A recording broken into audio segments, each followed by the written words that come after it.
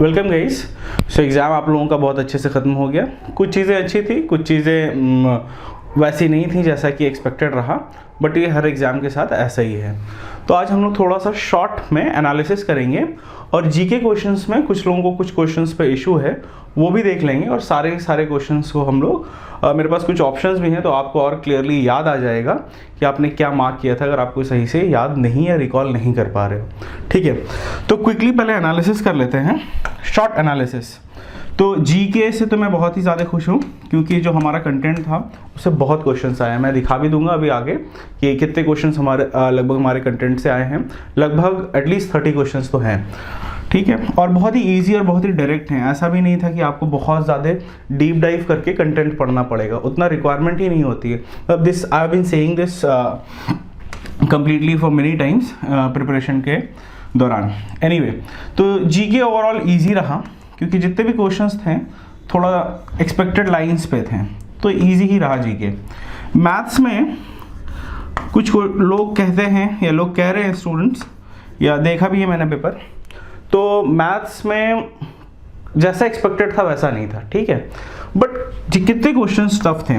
3 से 4 questions tough थे, right? 3 से 4 क्वेश्चंस टफ थे। एक टाइम स्पीड एंड डिस्टेंस का क्वेश्चन टफ था, 2 टाइम स्पीड एंड डिस्टेंस का क्वेश्चन था, एक हार्मोनिक मीन वाला क्वेश्चन था और दूसरा 2 bullets are fired at a time lapse of 6 minutes, तो वो क्वेश्चन था। तो ये 2 क्वेश्चंस टफ थे। थोड़े से 2 क्वेश्चंस स्टैटिस्टिक्स के आए थे, वो भी टफ ही कह सकते हैं। ठीक है, एक डीआई से स्टैटिस्टिक्स का क्वेश्चन था, एक डायरेक्ट स्टैटिस्टिक्स से क्वेश्चन था, बट अगर किसी ने बेसिक भी पढ़ा होता तो उसको कर लिया होता। बट एनीवे 4 क्वेश्चन मैं रख लेता हूँ, अगर कुछ नहीं तो कम से कम 5 क्वेश्चन रख लेता हूँ। बट क्योंकि हर बार जीके थोड़ा टफ होता था तो ये बैलेंस्ड हो जाएगा इस सेक्शन से। इंग्लिश या इंग्लिश प्रोफिशिएंसी वो ऑलमोस्ट सेम रहा, कोई ज़्यादा चेंजेस नहीं थे, तो इसको भी रख दूँ। अगर टेस्ट के लेवल पे देखूँ तो इजी से मीडियम ही रखेंगे क्योंकि जो इसका आरसी के क्वेश्चंस थे वो थोड़ा पैसेज के अंडरस्टैंडिंग पे थे, डायरेक्ट पैसेज से क्वेश्चन नहीं था। तो थोड़ी डीपर अंडरस्टैंडिंग अगर पैसेज का होता है तो आप बहुत आसानी से कर सकते हैं। जैसे वीकनिंग ऑफ द आर्ग्यूमेंट, किससे ऑथर ज़्यादा अग्री करेगा, पैसेज कहाँ से लिया गया है। तो अगर आप उस तरह से आर से सॉल्व किए हुए हो, जो कि अगर MBA एंट्रेंस के लिए प्रिपेयर कर रहे होते तो आपको थोड़ा आसान पड़ता, मगर बहुत ज़्यादा भी लैंग्वेज आरसी का टफ नहीं था। तो ओवरऑल जो पेपर का है तो कट ऑफ कुछ बहुत ज़्यादा कम नहीं होगा, ये सिर्फ दिल को खुश रखने वाली बात होती है। तो कट ऑफ अगर थोड़ा सा भी कम हुआ तो 70 से 72 के बीच रहेगा। ये मैं सिर्फ HRM की बात कर रहा हूँ जनरल कैंडिडेट के लिए। ठीक है, एक्चुअली अभी आप देखोगे हर जगह, हर फोरम पे, हर इंस्टीट्यूट थोड़ा बहुत कम कर देते हैं क्योंकि आप लोगों का मोमेंटम बना रहे हैं, एक्सपेक्टेशन बना रहे हैं। बट जहाँ तक मेरा अंदाज़ा है कोई ख़ास कट ऑफ में फ़र्क नहीं पड़ेगा। अगर 70 है तो आप चांस रखो, उम्मीद रखो। 72 से ऊपर है तो आप डेफिनेटली स्टार्ट कर दो अपने टेस्ट पैड प्रिपरेशन के लिए। ठीक, बट अदर सेक्शंस जो हैं, अदर कोर्सेज जो हैं, क्योंकि हमारे पास तो मेजॉरिटी ऑफ द स्टूडेंट्स जो हैं वो सिर्फ HRM वाले हैं नहीं। ठीक है, अच्छा HRM है और दूसरा कोर्स बहुत ज़्यादा जो है ODCL। ठीक है, तो ODCL का आप कट ऑफ रख के चलो कि कुछ अगर थोड़ा बहुत कम हुआ तो अगर आप 66 से 69 के बीच रहेगा। ठीक है, I hope this is clear. Other courses में आ जाते हैं तो पिछले साल का सारा कट ऑफ लिस्ट हमारे पास पड़ा है। ठीक है, मैं लिंक में अटैच भी कर दूंगा, आप उससे डाउनलोड करके देख लो, और ऐसे भी आप लोगों ने किया ही होगा। तो उसमें थोड़ा फ़र्क पड़ेगा क्योंकि वो वाले जो स्टूडेंट्स होते हैं ह्यूमैनिटीज़ बैकग्राउंड से या कह लें नॉन मैथ्स बैकग्राउंड वालों से, तो वहाँ पे थोड़ा सा इसका इफेक्ट आपको ज़्यादा देखने को मिलेगा। तो उसमें से आप 3 से 4 मैक्स, इससे ज़्यादा मत करना, 3 से 4 नंबर का कट ऑफ का ड्रॉप एक्सपेक्ट कर सकते हो, और ये बहुत बड़ा ड्रॉप होता है 3 से 4 नंबर का कट ऑफ क्योंकि जीके ईजी रहा है। ठीक है, तो वो बैलेंस करके आपको चलेगा। ठीक, तो ओवरऑल ऐसा है, एक कोर्स का मैं कट ऑफ नहीं दे रहा हूँ, बट आप मान के चलो कि 3 से 4 नंबर के कट ऑफ्स आपके कम रहेंगे। अच्छा, ये तो था जनरल के लिए बात हो रहे थे। जो लोग कैटेगरी वाइज हैं तो वो लोग अपना इतना ड्रॉप लेके ना चलें, वो 2 से 3 का ही ड्रॉप लेकर चलें। ठीक है, क्योंकि कैटेगरी वाइज लगता है कि बहुत आसान होता है, बट वहाँ पे भी एक्चुअली मुश्किल होने लगता है जब आप compete करते हैं अपने ही सेक्शन ऑफ कैटेगरी के स्टूडेंट से। यहाँ तक तो बात हो गई। अब देख लेते हैं कुछ जीके के सारे क्वेश्चंस, कुछ के सारे सारे क्वेश्चंस का हम लोग सोल्यूशन देख लेते हैं। फटाफट करूंगा और मैं आपको ये भी दिखाते चलूंगा कि हमारे कंटेंट से काफ़ी अच्छा क्वेश्चन आया था। तो ये डायरेक्ट क्वेश्चन था, ठीक है। Scheme for poor in corona, तो डायरेक्ट अन्न योजना था, वो चल रहा था कि नवंबर तक शायद एक्सटेंड किए थे और नवंबर से ज़्यादा भी एक्सटेंड किए थे, जो फ्री अन्न मिलेगा। फादर ऑफ मॉडर्न इंडिया 1000 बार कराया हुआ है राजा राम मोहन रॉय। हर घर जल योजना बहुत ही सिंपल है, गोवा में हुआ था, डायरेक्ट हमारे कंटेंट से मटेरियल है, ठीक है। फर्स्ट लेडी, तो हर वुमेन, फर्स्ट वुमेन वाले लिस्ट में आपको डायरेक्टली मिल जाएगा ये। इसका करेक्ट आंसर है विजय लक्ष्मी पंडित। बहुत लोगों ने इंदिरा गांधी भी मार्क किया है, मगर करेक्ट आंसर है हमारा विजय लक्ष्मी पंडित। फिफ्थ है, बहुत ही इजी है, भोपाल गैस ट्रेजेडी जो हुआ था, तो इसमें पूछा कि वो कंपनी क्या मैन्युफैक्चर करती थी। तो सिंपल है, कार्बाइड है, कार्बाइड एक पेस्टिसाइड होता है, तो डायरेक्टली आंसर हमारा होता कि ये पेस्टिसाइड मैन्युफैक्चर करती है, पेस्टिसाइड, ठीक है। इसमें तो कोई भी डाउट नहीं है, आई होप आप लोगों ने किया होगा। और देख लेते हैं, मनु भाकर बहुत ही फेमस थे, इनका रिकॉर्ड रहा 2019 में ICS वर्ल्ड चैंपियनशिप में चाइना में जो हुआ था, गोल्ड जीता था इन्होंने। तो ये ऑप्शन में आया था कि कितना मीटर एयर पिस्टल या एयर राइफल है, तो 10 मीटर एयर पिस्टल ये करेक्ट आंसर है। महात्मा गांधी का डेथ एनिवर्सरी 2021 जनवरी, तो इनका डेथ एनिवर्सरी क्या है, या डेथ कब हुई थी, 30 Jain 1948, right, just the next year after the independence. तो 48 से 21 कैलकुलेट करो। अच्छा, इसमें ऑप्शन नहीं है, 73 इसका करेक्ट आंसर होगा, 73 इसका करेक्ट आंसर होगा। व्हाट इज एपिडेमिक, अगर आप लोग हमारे कंटेंट को फॉलो कर रहे होगे या वेबसाइट को भी फॉलो कर रहे होगे, तो आपको बहुत अच्छे से याद होगा कि स्पेशली इस पर मैंने एक आर्टिकल ही दिया था, एपिडेमिक क्या होता है, एंडेमिक क्या होता है और पैंडेमिक क्या होता है। तो जो लोग किए होंगे बहुत आसानी से इसको आंसर कर दिए होते हैं। एक छोटे रीजन में एक पर्टिकुलर टाइम के लिए जो डिजीज फैलती है, जिसको महामारी भी कहते हैं हिंदी में, वो होता है एपिडेमिक, ठीक है। 9th क्वेश्चन था, which of the following is not a sustainable goal. तो SDG गोल्स हैं, टोटल कितने गोल्स हैं, 17 SDG गोल्स हैं। मैं बार बार आप लोगों को रिपीट करता रहा हूँ कि 17 SDG गोल से कुछ भी पूछा जा सकता है, तो वैसे ही पूछा गया, कौन सा नहीं, तो एक ऑप्शन था डिजिटल एक्सेसिबिलिटी से रिलेटेड कुछ, तो वही है। उदय स्कीम बहुत ही फेमस स्कीम है, डिस्कॉम स्कीम है इलेक्ट्रिसिटी डिस्ट्रीब्यूशन का, तो वो हमें मार्क करना था। स्कीम्स वाले जो नोट्स हैं उसमें आपको मिल जाएगा, वो लास्ट में मैंने चेकलिस्ट भी दिया था, तो अगर उसको भी आप फॉलो कर रहे हो तो आप बहुत आसानी से ये सारे क्वेश्चंस आप कर सकते थे। जीके इसीलिए इजी आया है और डायरेक्ट कंटेंट से आया, कुछ बहुत ज़्यादा करने की भी ज़रूरत नहीं थी। नेम ऑफ इंडिया कोविड-19 वैक्सीन आउटरीच प्रोग्राम, तो जो डिफरेंट कंट्रीज में वैक्सीन प्रोवाइड कर रहे हैं, तो उस प्रोग्राम को क्या कहेंगे हम लोग, उसका नाम दिया गया है वैक्सीन मैत्री से हम लोग डिनोट कर रहे हैं। Who is the speaker of Lok Sabha, बहुत सिंपल है, ओम बिरला, राजस्थान कोटा से शायद आते हैं ये, ठीक है। Which of the books started as an environmental movement, ठीक है। अब देखो ये क्वेश्चन इसलिए होते हैं क्योंकि आप 40 में 40 स्कोर ना करो, कुछ रहेगा, जैसे मैंने पहले ही बोला है एग्जाम से पहले कि कुछ 1, 2, 4 क्वेश्चंस रहते हैं जो आप आउट ऑफ द ब्लू जिसको कहते हैं, वैसे क्वेश्चंस रहते हैं कि सब कोई सही से पूरे के पूरे मार्क ना कर लें। तो इसका आंसर है Rachel Carson. Author of the book promised land, बहुत ही फेमस बुक रही इस साल, बहुत डिस्कशन में भी रही क्योंकि इंडियन पॉलिटिक्स में भी इस पर डिस्कस किया बराक ओबामा ने। Who drafted declaration of independence, USA में बहुत ही फेमस है ये, थॉमस जेफरसन। ये हमारे कंटेंट में नहीं था क्योंकि वर्ल्ड हिस्ट्री को इंक्लूड नहीं किया गया था, अगर होगा तो होगा, बट बहुत ही फेमस है थॉमस जेफरसन। नेक्स्ट देख लेते हैं, मैं थोड़ा फास्ट कर रहा हूँ क्योंकि आप लोग ज़्यादा टाइम ना लो और ऑलरेडी आप लोगों ने कहीं देख ही रखा होगा, ठीक है, बट फिर भी देख ले रहा हूँ क्योंकि बहुत बार स्टूडेंट्स को स्टिल कंफ्यूजन है। ओके, ऑड वन आउट आया था, साई इंगवेन, के शैलजा, जसिंडा आर्डर्न और साना मिर्ला मैरिन, तो ये तो हो गई हमारी, ओके, साई इंगवेन जो है ये हो गए हैं, ये ताइवान की प्रेसिडेंट है। के शैलजा बहुत ही फेमस रहा, अगर आप कोविड-19 को ट्रैक कर रहे होगे तो केरला में हेल्थ मिनिस्टर है ये लेडी, ठीक है। तो ये हेल्थ मिनिस्टर है एक स्टेट की, ये न्यूजीलैंड की प्रेसिडेंट प्राइम मिनिस्टर हैं, हेड ऑफ द स्टेट है।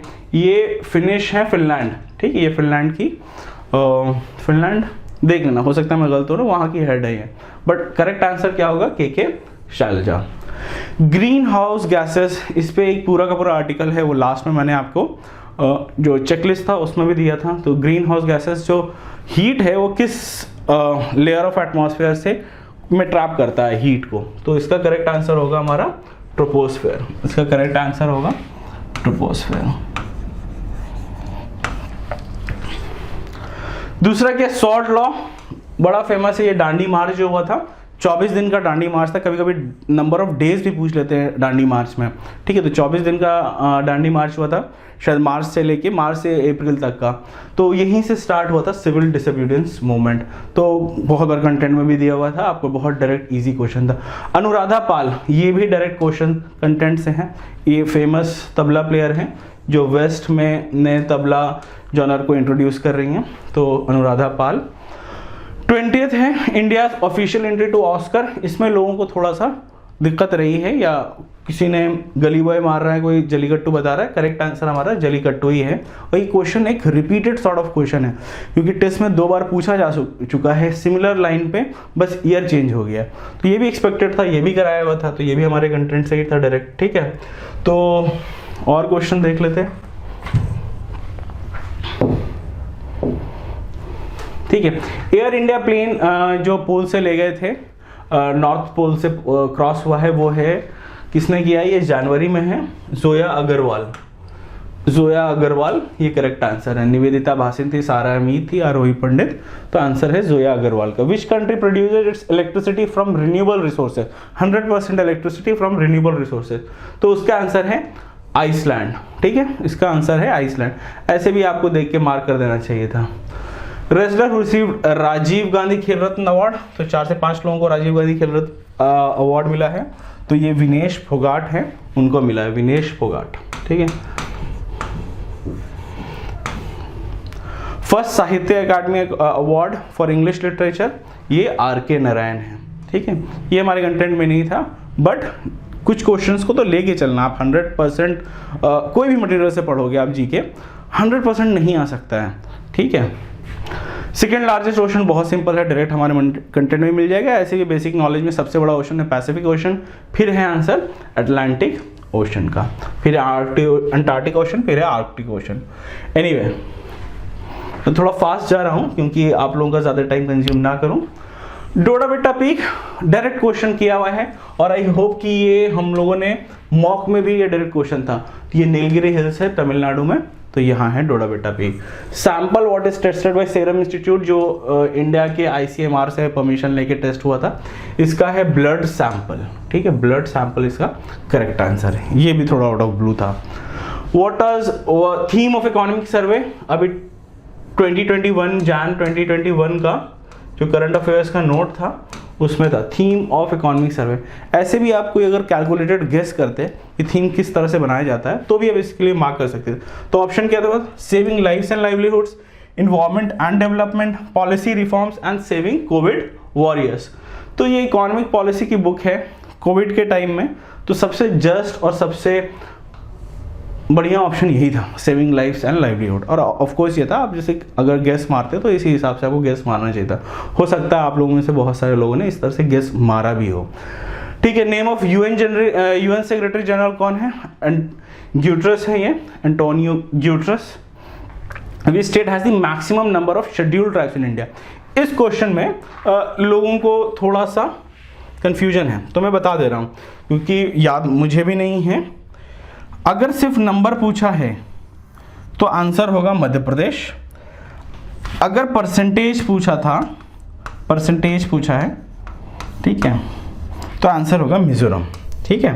किस स्टेट में परसेंटेज जो है ट्राइब्स का सबसे ज़्यादा है, तो आंसर होगा मिजोरम। अगर नंबर पूछा है तो आंसर होगा मध्य प्रदेश।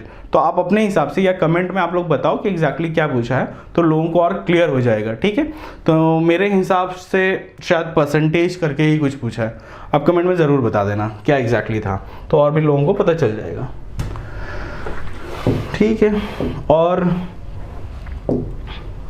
हाँ, ये question, which of the following is not a session of Lok Sabha. तो not a session of Lok Sabha वो है summer session. In which country did the game of chess originate, बहुत फेमस है, बहुत हम लोग सुने भी हैं, वो खुद हमारा इंडिया है। Which Indian lunar probe found water on the moon, थोड़ा back, water on the moon, ये हमारा चंद्रयान 1, ये करेक्ट आंसर है। ये बाकी तीनों ऑप्शन थे, आपको अगर याद आ रहा होगा तो आप अगर मार्क गलत किए हो तो आप देख लो आपने क्या मार्क किया था। 34th क्वेश्चन क्या है, which was the language of the original Drishyam movie. Drishyam movie 2015 में आई थी, काफ़ी फेमस है, अजय देवगन थे बॉलीवुड में, बट इसकी ओरिजिनल मूवी जो है मलयालम में था। ठीक है, आई होप आप लोगों ने मार्क सही से किया हो। कुछ और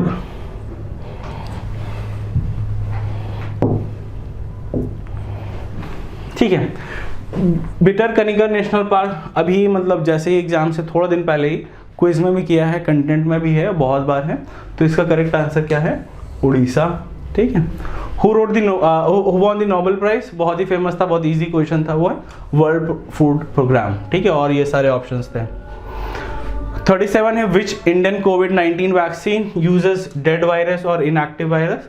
इसका करेक्ट आंसर है Covaxin. What is the location of the World War II in Nagaland, बहुत फेमस लोकेशन है, कोई मूवी भी आई थी इस पे, मुझे याद नहीं आ रहा है, ये है कोहिमा। ठीक है, कुछ और दे, कितने बचे, 2।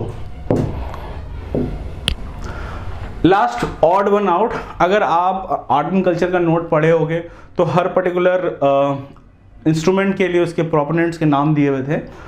बहुत ही इजी, राजा रवि वर्मा बहुत फेमस पेंटर है, एम एफ हुसैन सबको ही जानता है, एच एस रजा ये भी काफ़ी फेमस पेंटर हैं। तो ये है पन्नालाल घोष। पन्नालाल घोष जो है ये फ्लूट प्लेयर है। ठीक है, पन्नालाल घोष फ्लूट प्लेयर है, तो ये होगा odd one out. Black revolution is related to petroleum products, बहुत लोगों ने कोल मार्क किया है, वो रॉन्ग है। ठीक है, वो पेट्रोलियम प्रोडक्ट्स है। तो ओवरऑल जितना हम लोगों ने देखा, ये सारे कोर्स में तो हमारे थे, तो ओवरऑल 31 क्वेश्चन हैं जो हमारे कोर्स से आपको बहुत डायरेक्टली सुपरफिशियली मिल जाएंगे, और ऐसे भी मिल जाएंगे क्योंकि मैंने जो बताया था कि आप ज़रूर से ये पढ़ के जाओ, तो उससे भी बहुत ज़्यादा डायरेक्ट क्वेश्चन है। ओवरऑल ईजी ही क्वेश्चन है, और जीके में ईजी क्वेश्चंस आए हैं। तो आप लोगों को कुछ पूछना होगा तो आप कमेंट सेक्शन में पूछ लेना। जीके इजी रहा है, कट ऑफ का मैं बता चुका हूँ कि एचआरएम में आप एक्सपेक्ट करो 70 से 72, इससे ज़्यादा तो मुश्किल है। ठीक है, ये एचआरएम के लिए हो गया, बस रिपीट कर रहा हूँ मैं, ये एचआरएम के लिए हो गया। 67 से लेके आप 70 तक रखो ओडीसीएल के लिए। बाकी जितने भी कोर्सेज हैं उसमें 3 से 4 नंबर के ड्रॉप्स रखो। अगर आप जनरल कैटेगरी में हो, ओबीसी या ईडब्ल्यूएस में है तो 2 से 3 नंबर का ओबीसी या ईडब्ल्यूएस कैटेगरी है आपका, तो पिछले साल का कट ऑफ जो मैं डाल दूंगा उसमें आप 2 से 3 नंबर का ड्रॉप रखो। बाकी एससी एसटीज, ठीक है, या और भी जो डिफरेंट कोटा उसमें 1 से 2 नंबर के ही आप ड्रॉप रखो, क्योंकि जितना आप नीचे चले जाते हो नंबर ऑफ सीट्स कम होती चली जाती। जब नंबर ऑफ सीट्स उस कोटा में कम होती चली जाती तो बहुत ज़्यादा आपको फॉल नहीं देखने को मिलता है कट ऑफ में। ठीक है, तो और भी फर्दर जो भी इंफॉर्मेशन आएगा टेस्ट से, हम लोग टेस्ट मैट और टेस्ट पैट की प्रिपरेशन स्टार्ट करेंगे, तो 1-2 दिन आप लोग रुक जाओ, डिटेल्ड में वीडियो बनाकर आपको भेज देंगे किस तरह से हम लोगों को टेस्ट मैट और टेस्ट पैट की प्रिपरेशन कर सकते हो।